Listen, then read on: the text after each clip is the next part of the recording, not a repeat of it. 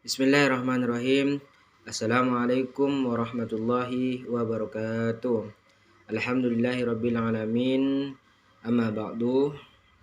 Yang saya hormati dan yang saya takzimi, dosen pengampu Ibu Siti Jahroh SHI MSI dan semua teman-teman yang saya banggakan.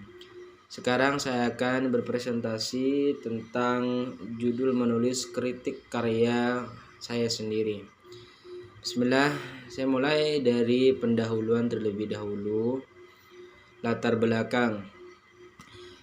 Bismillahirrahmanirrahim. Perkembangan kritik sastra berhubungan erat dengan sejarah sastra dan juga perkembangan teori sastra.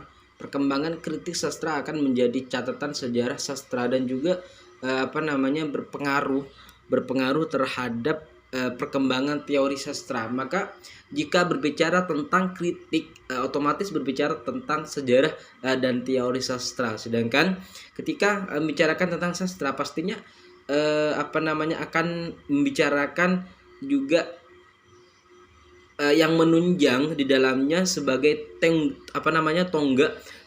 tonggak utamanya berdiri sebuah karya sastra menjadi bagian terpenting di dalamnya, seperti itu. Kemudian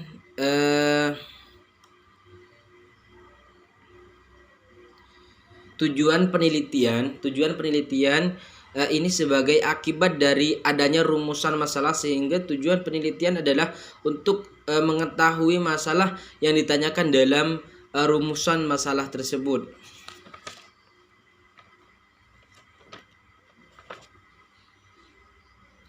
Manfaat dari penelitian juga mempunyai narasi yang objektif, yang menggambarkan hal-hal yang diperoleh setelah suatu tujuan penelitian. Tujuan penelitian telah terpenuhi. Manfaat penelitian merupakan kegunaan hasil penelitian baik bagi kepentingan pengembangan program maupun kepentingan ilmu pengetahuan, seperti itu. Tujuan penelitian itu yang pertama itu ada 3. Yang pertama untuk mengetahui profil majalah Horizon tahun 2010 sampai 2014 khususnya yang berhubungan dengan esai kritik sastra dan penulisnya. Terus kemudian yang kedua, untuk mengetahui struktur penulisan esai kritik sastra pada majalah Horizon edisi 2010 sampai 2014. Terus kemudian yang ketiga, untuk mengetahui kemampuan penulis esai kritik sastra pada mahasiswa dengan acuan struktur penulis esai kritik sastra dalam majalah Horizon edisi 2010 sampai 2014 juga.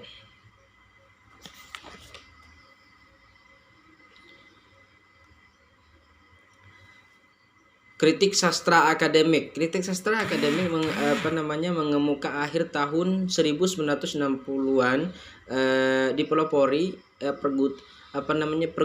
pergulatan yang terjadi antara pengikut golongan kritik sastra Ganzait dengan pengikut golongan sastra akademik yang dikenal sebagai kritik sastra Rawamangun.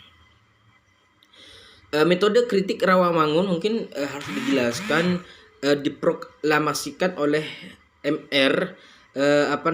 Hutangulung. Sastra akademik sudah berlangsung sekitar 20 tahun. Tokoh kritikus Rawamangun pada saat itu adalah Jiu Rasosen Boim Sri Emol Jati MS Hutangalus M Saleh Set, seperti itu. Kemudian landasan teori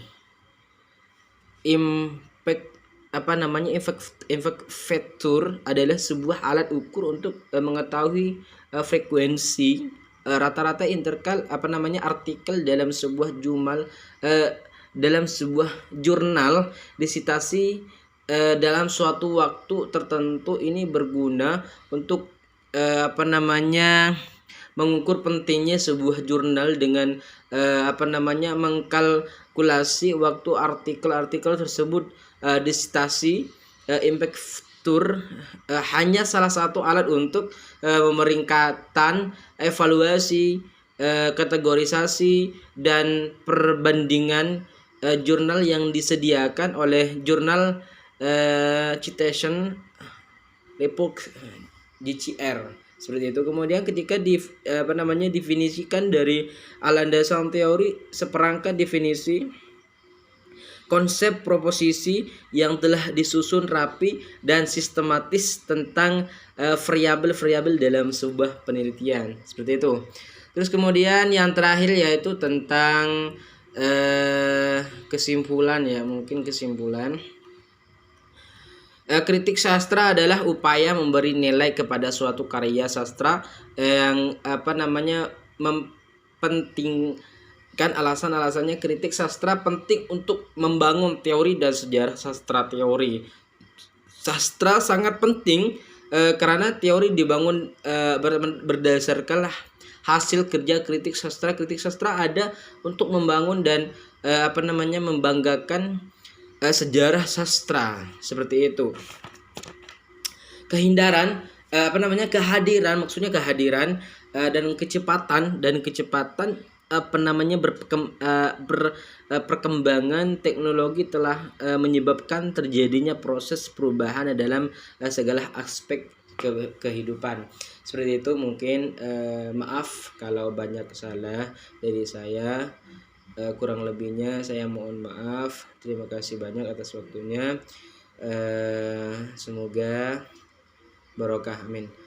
Wassalamualaikum warahmatullahi wabarakatuh.